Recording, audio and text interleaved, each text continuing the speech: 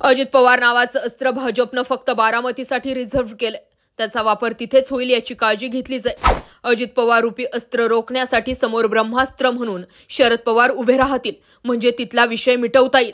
राज्यात 3 नेते ज्यांच्या भरवशावर पवार निम्म युद्ध रोखू शकतील. पवार आणि त्यांची लेक यांना बारामतीतून डायव्हर्ट करण्यासाठी भाजप युद्ध पातळीवर प्रयत्न करेल, तेव्हा या तिघांचा उपयोग होईल. नेमकं घडलंय काय? राज्याचं राजकारण आता 2019 सारखं किंवा 2014 सारखं नसणार आहे. त्यावेळी शरद पवारांना संपूर्ण महाराष्ट्रामध्ये फिरता आलं, पावसामध्ये सभा घेता आली आणि बारामती जिल्हा सोडता आला.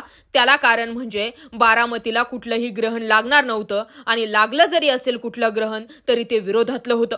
पण आता 2024 ची लढाई वेगळी आहे. बारामतीसाठी घरातूनच ग्रहण लागलंय. अजित पवार रूपी अस्त्राचा वापर करण्यासाठी आणि विशेषतः बारामतीमध्ये शरद पवार असो किंवा सुप्रिया सुळे असो, दोघांपैकी कुणा एकाला जरी मात देण्यात आली तरी सुद्धा बारामती जिंकली म्हणजे भाजपनं संपूर्ण राष्ट्रवादी जिंकल्यासारखं होईल. आणि त्यासाठीच राष्ट्रवादीमध्ये आपणच पॉवरफुल व्यक्तिमत्व आहोत हे दाखवण्यासाठी सुद्धा अजित पवारांना ही शेवटची संधी असणार आहे. अजित पवारांनी जर त्यांचे हातकंडे वापरून, त्यांचं स्वतःचं वजन वापरून बारामती जर हिसकावून दाखवली नाही तर मात्र अजित पवारांना इलेक्शन नंतर चहातून जशी माशी काढून टाकली जाते तसं काढलं जाईल, अशी सुद्धा एका प्रकारे चर्चा सुरू झाली आहे. त्यामुळे साम दाम दंडभेद काही वापरा, जितकी ताकद लागेल तितकी ताकद भाजपाकडून घ्या, परंतु काही जरी झालं तरी सुप्रिया सुळेंना बारामतीत पाडाच. आणि अजित पवार नावाचं अस्त्र खास त्यासाठीच तयार करण्यात आलंय. आता त्यासमोर ब्रह्मास्त्र म्हणून शरद पवारच बारामतीतून उभं राहतील, अशी देखील आता चर्चा एका बाजूने रंगताना दिसते.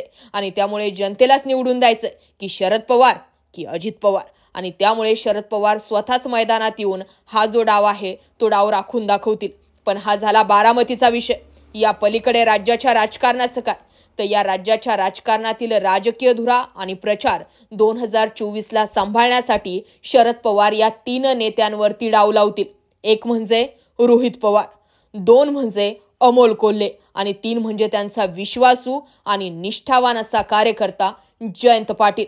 जयंत पाटील, रोहित पवार आणि अमोल कोल्हे या तिघांच्या जीवावरती महाराष्ट्रातील निम्म युद्ध जे आहे ते शरद पवार जिंकू शकतात. मूळ म्हणजे जयंत पाटलांची इमेज एक विश्वासू आणि निष्ठावान अशी कार्यकर्ता आणि शरद पवारांची कधीही साथ न सोडणारा नेता अशी ओळख झाली. अजित पवारांपेक्षा आत्ताच्या घडीला जयंत पाटलांचं वजन हे राष्ट्रवादी काँग्रेसमध्ये जास्तच. दुसरा मुद्दा येतो तो म्हणजे रोहित पवार. रोहित पवार हे जरी अजित पवार त्यांना बच्चा म्हणत असले तरी सुद्धा रोहित पवारांचा फॅन क्लब तसा तगडा आहे. रोहित पवारांना मानणारा वर्ग मोठ्या प्रमाणावरती आणि एक म्हणजे आपल्या आजोबासाठी नातू मैदानात आला असा अजेंडा सुद्धा आता रोहित पवारांना पुढे प्रस्थापित करता येऊ शकतो. सुप्रिया सुळेंना महाराष्ट्र दौरा करणं शक्य होतं की नाही माहीत नाही, कारण सुप्रिया सुळे जोपर्यंत लोकसभा पार पडत नाही तोपर्यंत बारामती सोडणार नाही असा चंगस त्यांनी बांधला. आणि सगळ्यात महत्वाचा रोल जो आहे तो 2024च्या इलेक्शनमध्ये पवारांनी ज्यांच्यावर सर्वात मोठा डाव लावलाय ते म्हणजे अमोल कोल्हे. अमोल कोल्हेंकडे असणारी वक्तृत्व शैली, एवढंच या मुद्द्याचं तर प्रमाण आहे की शरद पवारांवर आलेला कुठलाही घाव ते झेलू शकतात. अमोल कोल्हे जशाच तसं उत्तर देऊ शकतात. अमोल कोल्हे शरद पवारांच्या राष्ट्रवादीची बाजू मजबूतपणे जनतेसमोर मांडू शकतात. आणि त्यामुळे अमोल कोल्हे या 3ऱ्या नेत्यावरती शरद पवारांनी डाव लावला.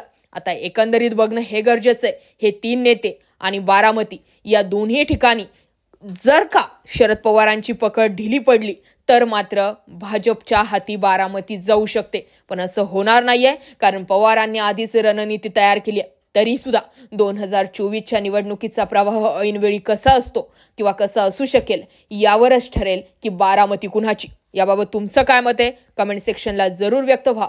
माहितीपूर्ण व्हिडिओज पाहण्यासाठी आपल्या चॅनलला जरूर सबस्क्राईब करा. जय महाराष्ट्र पब्लिक.